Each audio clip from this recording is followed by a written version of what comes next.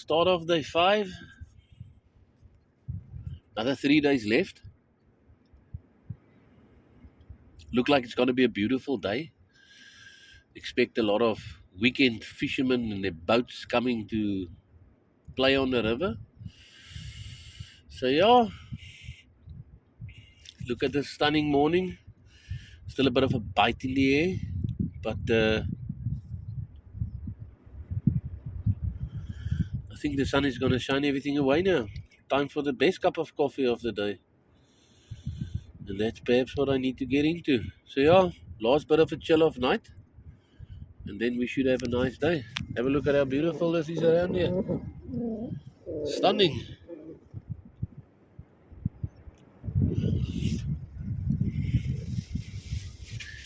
So to all of you guys that I'm sending these little clips for in the morning, once I'm back after this journey, I'm going to spend a couple of days and make some videos and see if I can put you something else out on the fishing and survival stuff. So yeah, another 3 days left and then back in circulation. And all of you guys enjoy your weekend. Cheers, bye. Early morning fun, doing a bit of fishing. Just for the fun, as I can't keep the fish unless it is something nice which I can smoke or something. So yeah, little grande undersize, about 35 centimeters. So we need to go back into the drink.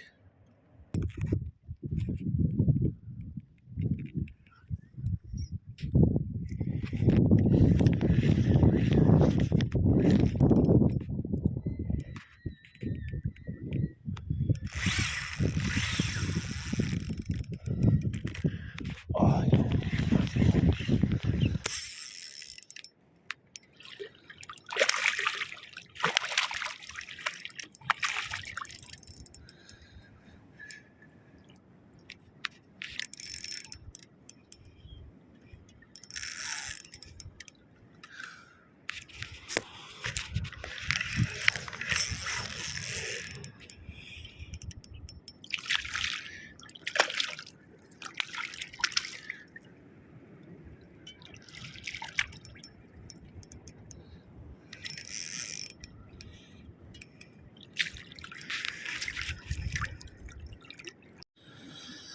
Here we've got a bit of a size grunter.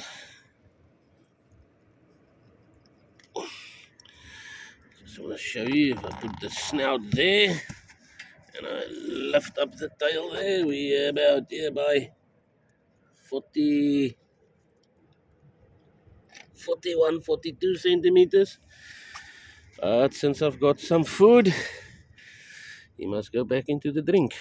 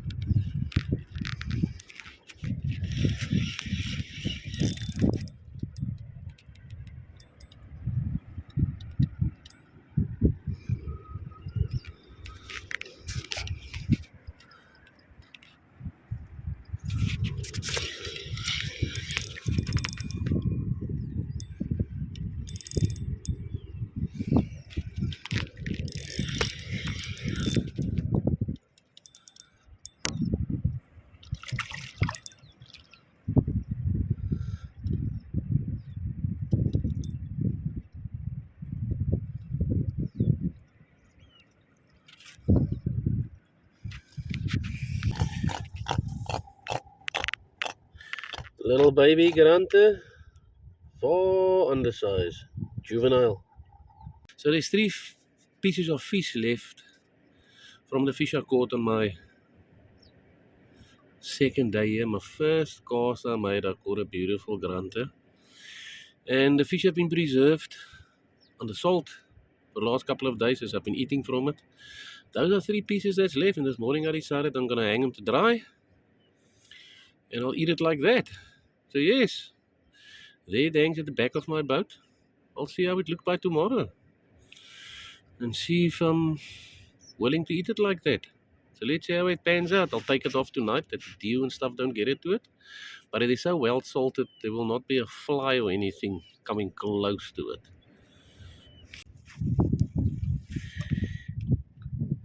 Day 5, 12 o'clock in the afternoon.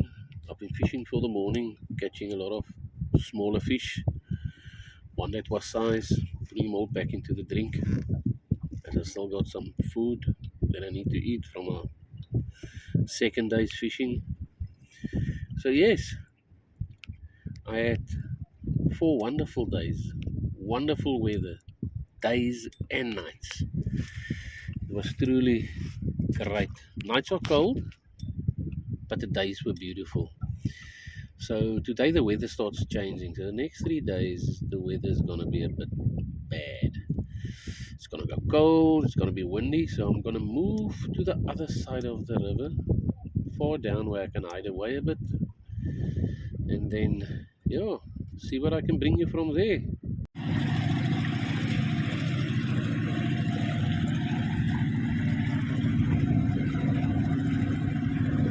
Traveling down the river.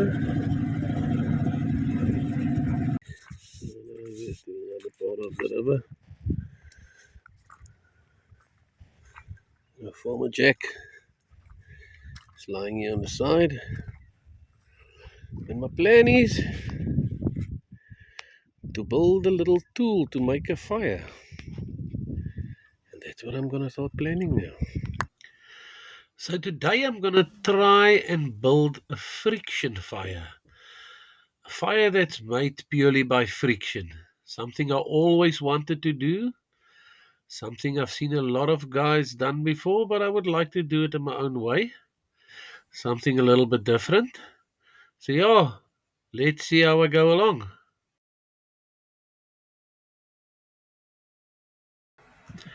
Well, the first step obviously is to get a shaft of wood, and eventually this shaft with a little machine I'm gonna try to build is gonna be rubbed against another piece of wood, and the friction between those two will help me and make a fire. Well, that is the plan.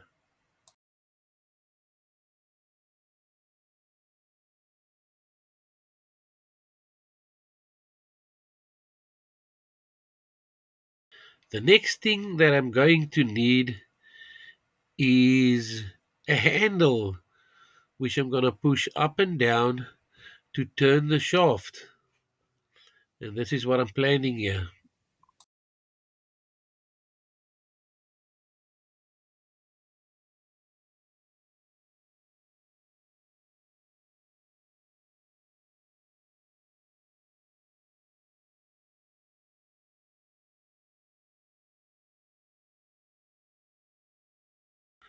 Now, this handle of mine will need to have a hole through it so that the shaft can go through it. And obviously, I need to do it with the tools that I've got on hand, and between a couple of screwdrivers and tools that I've got on the boat, and a knife and an axe and a little saw. This is what I'm trying to do. It obviously takes quite a bit of time, but yes, I'm trying to make a hole through the handle.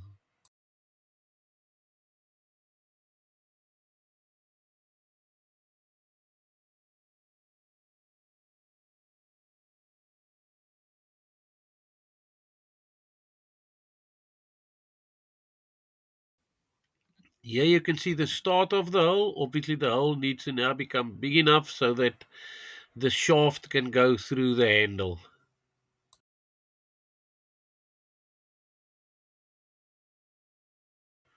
Yeah, my handle got a bit damaged, but I got another handle which I think will work. And now I'm back onto the shaft. And now I need to make a hole through the shaft where I'm going to pass a rope through, which I eventually going to tie to the handle. So yeah, I sit with my screwdriver and I make a hole through the shaft.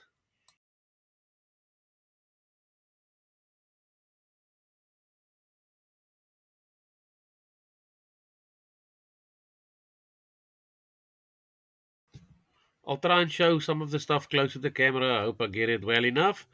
But there's a hole in the shaft where I'm going to pass a rope through, and then I'm going to see if I can fit it onto the handle.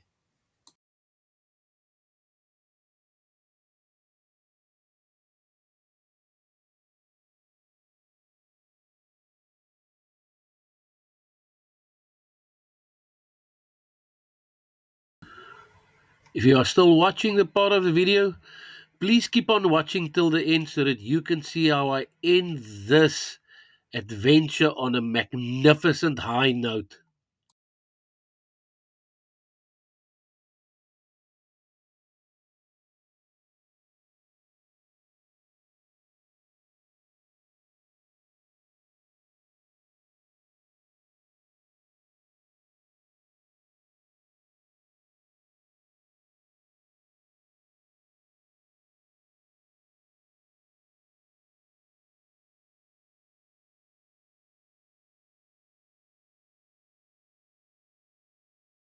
I now need to tie the ropes to the top part of the shaft so that when I push the handle up and down eventually, that the rope don't slide through the shaft.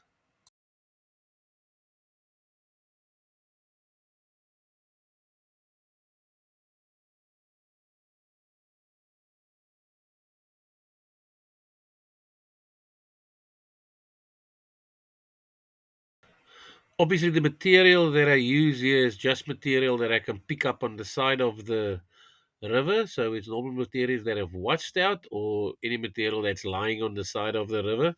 Here where I'm busy trying to build this machine.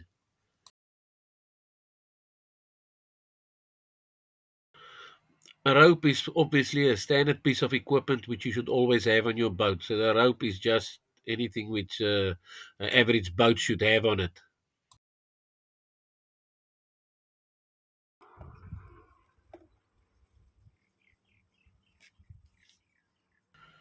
I now need to make holes on the side of my handle so that I can tie the rope to it once I get it to the right length.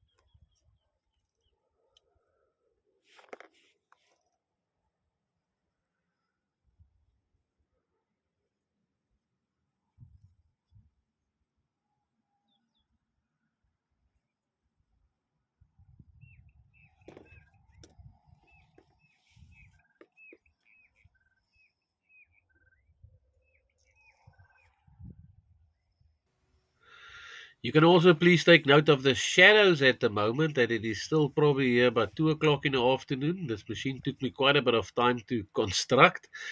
So as the day goes by, the shadows will get longer and longer and longer. So yes, yeah, I'm just tying the ropes to the handle.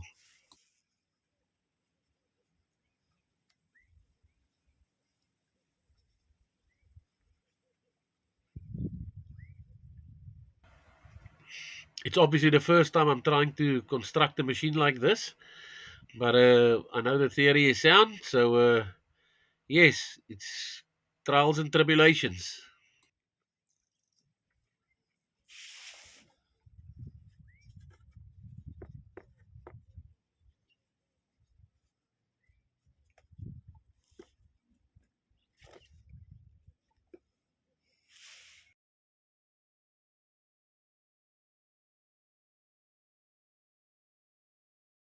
And the one thing that's going to be required for a machine like this is a flywheel. A flywheel that will keep the shaft in motion while I'm doing the up and down movement. And the thing that I found lying next to the river is a brick, one of these type of bricks with the three holes in. So I knocked the middle piece of cement out of it, and then I put my shaft to it. So this is the first flywheel that I'm trying.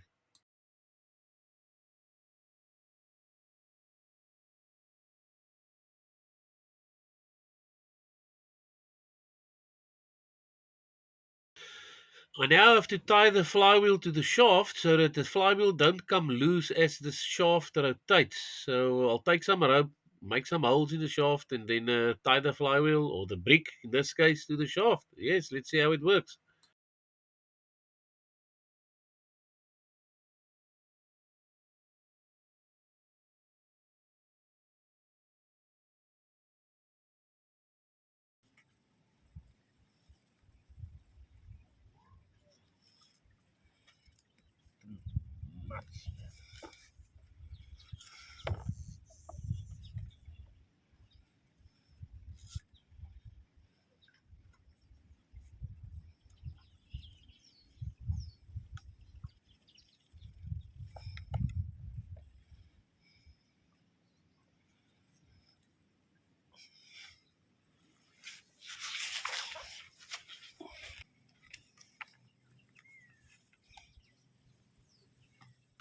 So let's put the machine back together now that the flywheel is on and see if we can get some continuous motion out of this unit.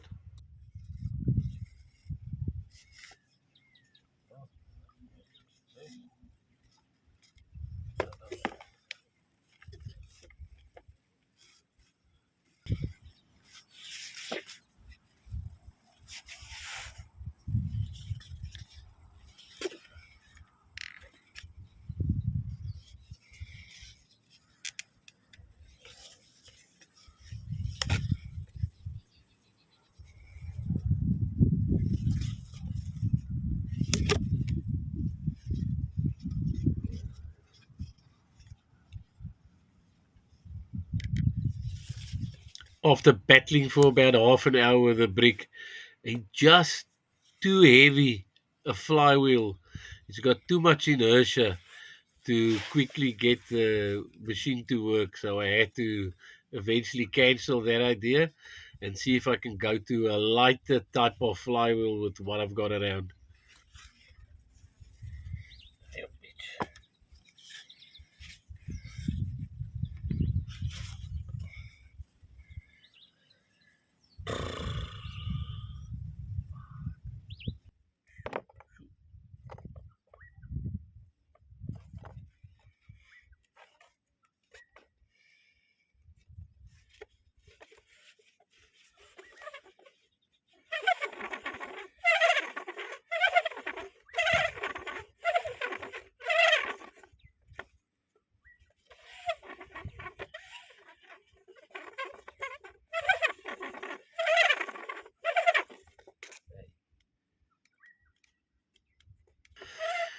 Now I went it for a much lighter flywheel and I cut two pieces of reed down on the side of the river, tie them next to one another, and the results already is much better. Only problem that I found with this type of scenario is the reeds were again too light. So every time that I go on the upstroke of the machine, pushing down, yes, I push the wood down onto the other piece of wood, but as soon as I lift up a little bit too high, I lift the shaft out of the piece of wood that it's resting in. So this concept again, of this flywheel again, was now just a slight bit too light.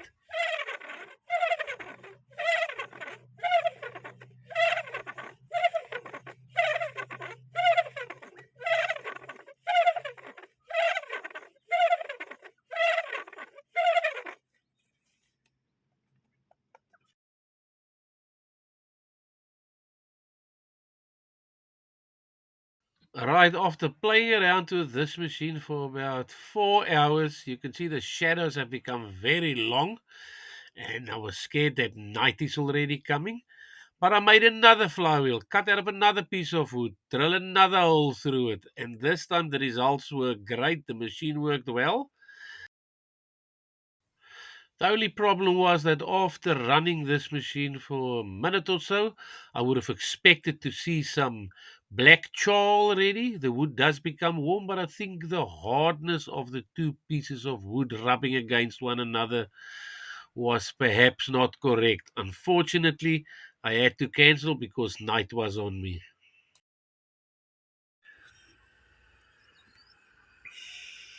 End of day 5. Today was a day of failures. Yes, I've caught a lot of fish, put all of it back into the water. However, my method of trying to make fire was a bit of a disaster. So tomorrow I'll pick up on that again. Else I'll use the striker and the chalkcloth method. Because tomorrow I would like to make myself some rooster broodjies. Tomorrow is day 6. It's Sunday. And then Monday will be the last day. So the sun have just set behind the horizon. And here on Farmer Jack, I've got two rods out, trying to get hold of the grunter. They have been pumping around the boat, but they just don't want my bait.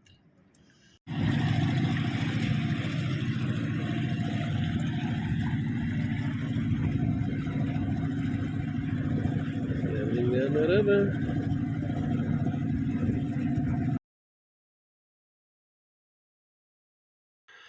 So the one thing I have brought with was some flour and 2 or 3 beers for the strip.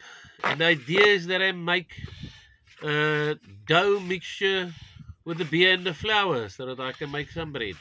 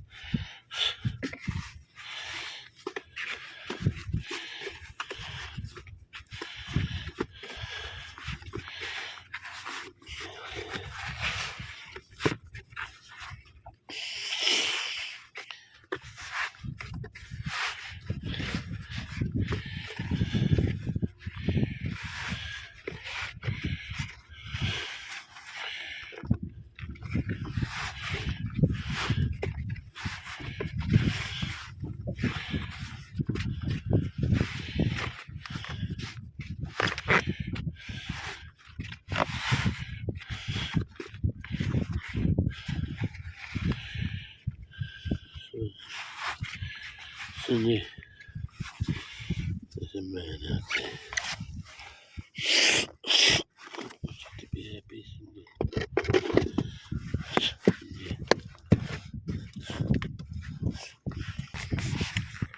My dew is coming up, rising a bit. Gonna make lekker roosterbrood.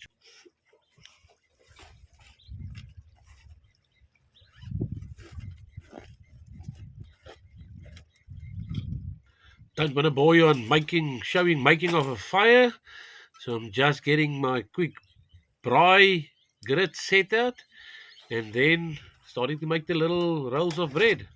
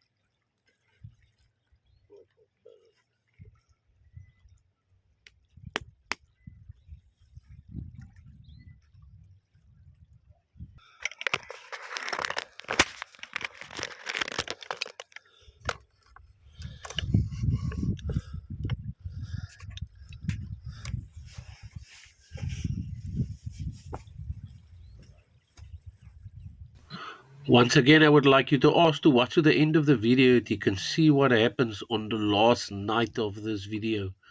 Something which is for me quite magnificent and something which have never happened with me before. So yes, keep on watching till the end and let's just see how I finish this adventure in style.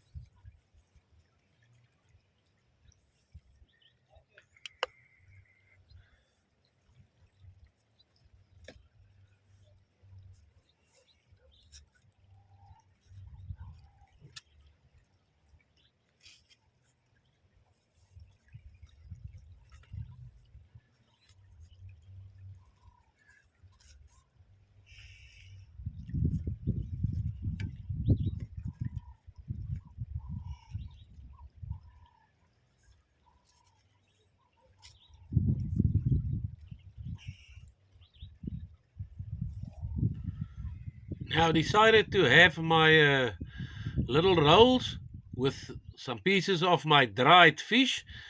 So if you got a bit of a bad stomach, perhaps this is not for you. But yes, I had to eat my fish and see how it tastes.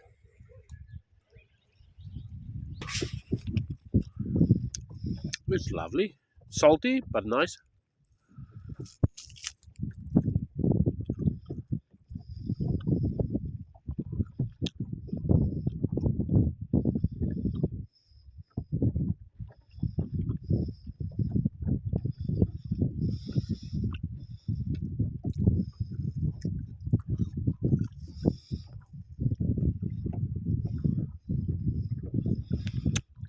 Must I say, much better than what I expected.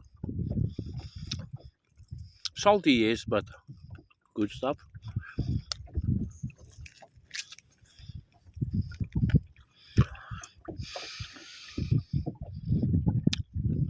Actually, when you're hungry, it's very nice.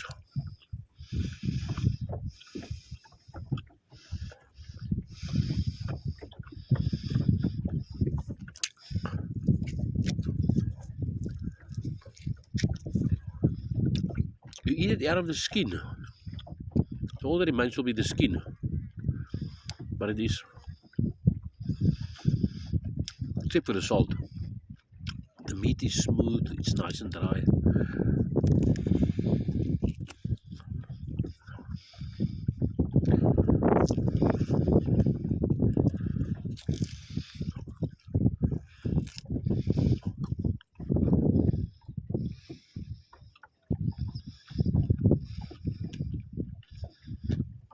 Is it like biltong? No. It's softer. It's much more salty. But it's cool.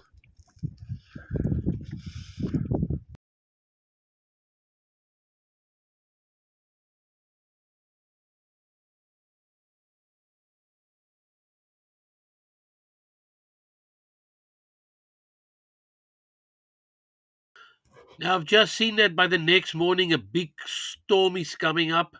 So I'm probably going to take the boat out 10 hours before I originally planned. But with that in mind, it's a proper opportunity to set up and see if I can catch a proper fish which I can take home in order to end this adventure on a high note. So let's see how it goes.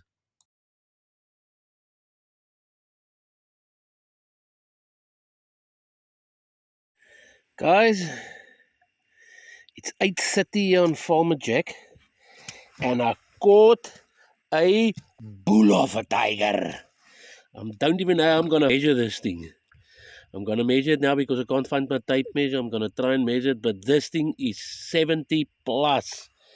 It's a whopper. Look at that specimen of grunter lying there on our pilcher boxy. It is a absolute whopper. Let me put my foot next to it. And you can see how small my size 10 is against this whopper. Check there. There, size 10. Size 10 boot against monster tiger. How is that? I'm going to measure it and let you know. Okay.